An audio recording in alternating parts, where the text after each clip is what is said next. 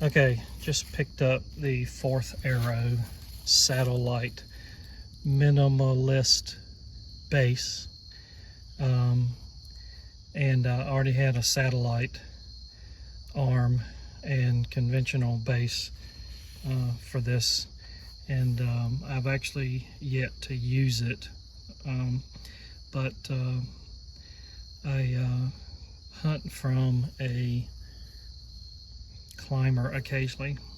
I don't do the saddle thing. I'm actually admire you guys that are able to do that, but it's just not for me. It's not for everybody. I hunt a lot of private land, and occasionally I do venture onto public land, and I just haven't tried the saddle thing. I'm okay with the climber. I'm using the XOP climber, and I like it. So anyway, this is the probably the setup I'm going to use with my climber this year. You can see it's not much to it. I ordered the base and a new cam buckle, and I wondered if it was really necessary to use an OCB, but if you try any other method, it gets kind of weird trying to make the connections and all. So the OCB probably is still the best because of the way that it connects, but it's not necessary to get this so tight.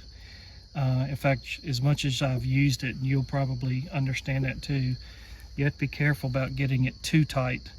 And it's also contrary to what the 4th Arrow video shows. It's not necessary to have this all the way in like this. You can start with it nearly straight up, because once you have this OCB tight, there's not much more to do to get it tight enough.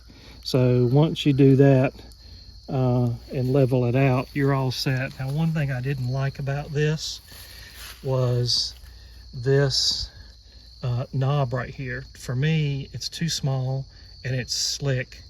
Although you saw I didn't have any trouble out of it, I actually cut this piece off of a bicycle, 13/16 3/4 bicycle handlebar grip, and I found that that helps me get a better grip and more leverage on it for in the instance where I get the strap really tight. It's easier to turn this. So now that I've got this level, I can get my SaddleLite arm, and I'll probably carry it with my small rig CH20. The difference between a CH10 and CH20, CH20 has a leveling base, so, and it just slips right on like that, and you're all set to go. My camera of choice for this ultralight setup, of course, is my Sony ZV-1, and this is the Mark 1 version. The Mark 2 version does not go up to 70 millimeters, so I don't recommend you get the Mark 2 version of the ZV-1. I got it. The microphone is the Sony ECM G1, pretty neat little microphone, and of course my Sony RMVPR1 with remote control, wired remote control. So the I guess this arm will compete with the Lone Wolf Custom Gear pocket arm, and I like it because it does not have as much bounce as I have had the experience with the pocket arm. So looks like this is going to be a pretty good little setup.